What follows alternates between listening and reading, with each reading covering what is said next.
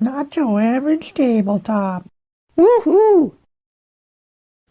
Welcome to Not Your Average Tabletop. I'm Zach. And I'm Pepper. And today we're doing our first impression on... The Prodigals Club. Yes. This is from Vladimir Suchy, a man that you like a couple of his games. Mm-hmm. Yeah, I got...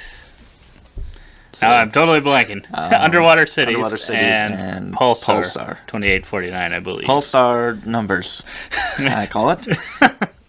And I think I like... Well, we've only played Underwater Cities once, so it's hard to know for sure how much I like that one. But I like Pulsar quite a bit. Yeah. So I was definitely excited to play this new game, which is not new. New to us. new to us. This brand new game. This brand new game. No one's ever heard of it before. 2022 release.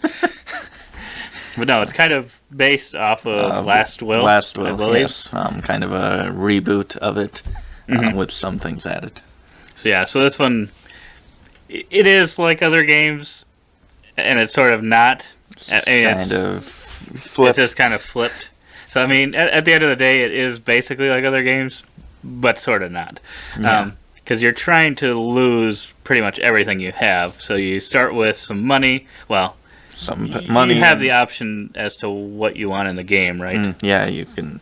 There's like 3 different things you can do. You can choose to offend everybody, choose to lose all your money, or choose to lose an election. So you can decide one of those 3 to either 2 of those or all 3 of those, and you can even take the original Last Will game, which is just lose all your money and possessions, and you can fill that in for that section of the board as well, if you'd like. Which I don't think is recommended by, I think Tom had talked about that, and he does not recommend putting that whole game in for that section of the game. But yeah, I'd have to try it. Well, we do not have Last Will, so we will see. But yes, so we ended up playing with all 3 of the boards in here. So we were trying to lose an election, make everyone upset at us, and lose all of our money. Yes. So then, at the end of the game, which pretty much whichever of those, I guess I was going to say that you're the worst at, but technically that you're the best at. So you're trying to get the lowest amount of money, lowest amount of friends, lowest amount of votes, and your highest of those will be your score, and whoever has the lowest, highest, wins the game. So it's kind of, you're trying to balance all 3 of these things at once, or if you were just playing with 2 of them or whatever, you'd try to be balancing those 2. It doesn't really benefit you to just go all in on trying to lose the election, or benefit you to just do one of the other 2. So that's, I do like that interesting bit to it. But yeah, it kind of reminds me a little bit of Between Two Castle Mad King Ludwig. It's not quite the same. It's similar, though, where you're trying to balance your 2 scoring castles, because you get the lower of the score, so it's kind of the opposite here, where you get the higher. But it kind of comes down to the same sort of thing. Yeah, it does. But yeah, going into this one, I think my expectations were probably middle of the road. This one was one I didn't know all that much about. I think I'd heard of Last Will quite a bit, but I don't know if I'd heard of this one quite as much. But it does look like a game that I would really like. Yes, it does have that look to it, where it's kind of one of those older looking. It's not like old looking, but like older looking Euro-y type feel to it. So it definitely looked like one. So once I saw the cover and learned a little bit about what you were trying to do, it definitely sounded interesting and up my alley. So I had a middle of the road to high expectations for it, I think. Yeah. So I believe this was birthday game for you. And of those games that we had gotten you for your birthday, this is probably the one that I was the most excited to try. The theme, I thought was unique and would actually come through, because you're getting rid of all of your money and possessions and everything like that. So I was excited for that, because the games that look like this usually don't excite me with their theme, but this one actually was able to do that. So just the fact that it was able to do that got me even more excited for it. And obviously I'd heard good things about it. But yeah, and I had liked Pulsar as well, and it seemed different. It didn't seem like it was going to be as heavy as Pulsar or Underwater Cities, but I know I had enjoyed both of those. So yeah. Yeah. So, did it live up to those expectations of favorite birthday game? I think it may have, yes. Even more than Too Many Bones. Oh yeah, that's right. I forgot about that. Okay, maybe But not. close. But Maybe. close. I think it lived up to my expectations for this, but Too Many Bones exceeded my expectations.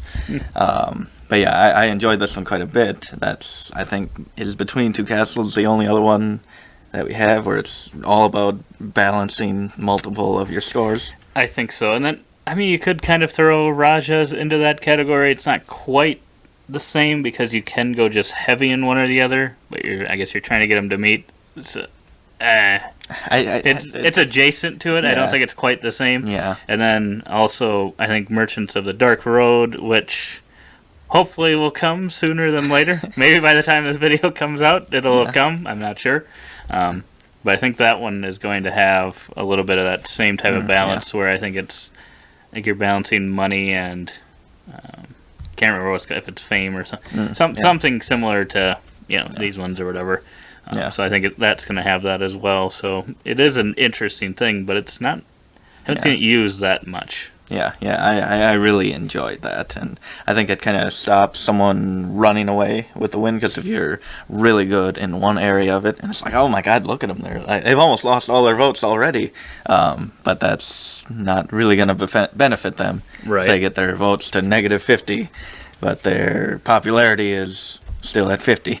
It's not going to really help them, and you'll be able to move everything down kind of at a good pace, and possibly be able to beat them, which I was able to do. Because I think you had kind of taken a big... What did you go for? You went for offending people. Offending people. And you shot down that track pretty quickly, and I was kind of more moving... I guess I did shoot down... I did get rid of my possessions pretty quickly as well. Yeah. You were kind of doing possessions, but then you were also... It felt like you were getting rid of more votes than I was, but I think I was kind of hanging in there, it seemed like, until the end. I think all of a sudden you were able to really push down on the votes and the money at the same time. Yeah. You had kind of started the process of both of them, where I hadn't really started my money one because I was using those symbols. Yep. So I do like that about it as well, where you can use symbols with the cards. Some of the cards that you got, I don't think I looked at or understood as well as I should have, where you were able to really do some damage in that last round. Yeah. But I was the one that ended up getting to 0 in a thing first. Which triggered the end game. Which triggers the end game. Otherwise it's that 5 rounds. 5 rounds, yep. But I knew I had to take a shot, because if I waited another round, I knew I was really going to be in trouble, because he was already low in both the coins and the votes. Yeah, and then, because, my worst was probably the offending the people, but I had gotten some really good cards, which I think you were talking about, that let me move down, 10 spaces on there. Yeah, so he is able to sneak out the victory, I think by 7. About 7 points. So I think I probably did better than I thought I was going to. I think we did. I was surprised how even we got most of our scores in this one. In the first try. Yeah, for sure. I'm not sure if the symbols and kind of that grid of tiles that you can make, I'm not sure... To become in the inner circle, to get into the inner circle. Into the inner circle. I'm not sure how much we will end up pursuing that in future games. It didn't seem overly powerful. Right. But I don't know. Yeah. That may be the only thing that felt lackluster. Yeah, that felt kind of added on. Yeah, it wasn't really the greatest. But I think to me the worst part was the rule book. I don't think the rule book was that great, personally. Yeah. there were just some things that it did not explain very well, which I think led to us using too many cards in one of the areas. So Yes. it's kind of an asterisk by our one play. It was that friendship one or the area, and we were putting too many cards. We were like, and we we're not should have gonna... seen it, but Yeah, it was printed on the board, but that was covered up by the cards. And I was in charge of that board. the one board he was in charge of, I'm like, well, hopefully it ends this round. So that was part of the reason I pushed it too, because I was like, well, we don't really have any cards left. Yeah, but yeah, I still overall enjoyed it. Did we give our numbers on this? We did not give our numbers yet. I will give this just first impression, kind of how much it gets me wanting to play the game more. I'd give this an 8. Yeah. I think I would give it probably a 7.5, 7.75.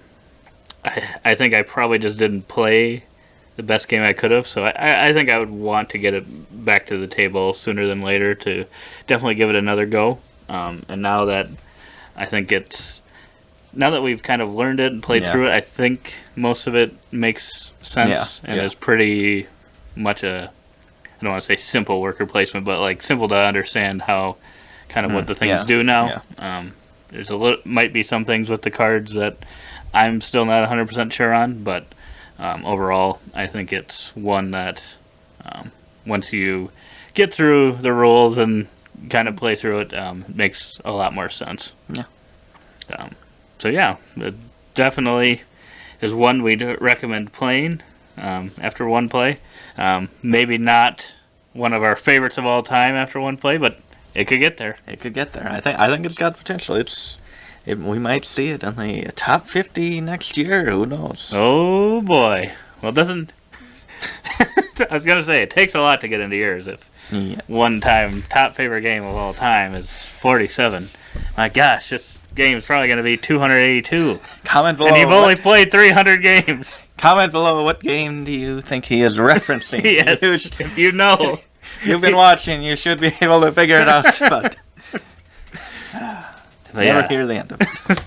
Otherwise, that is the Prodigals Club.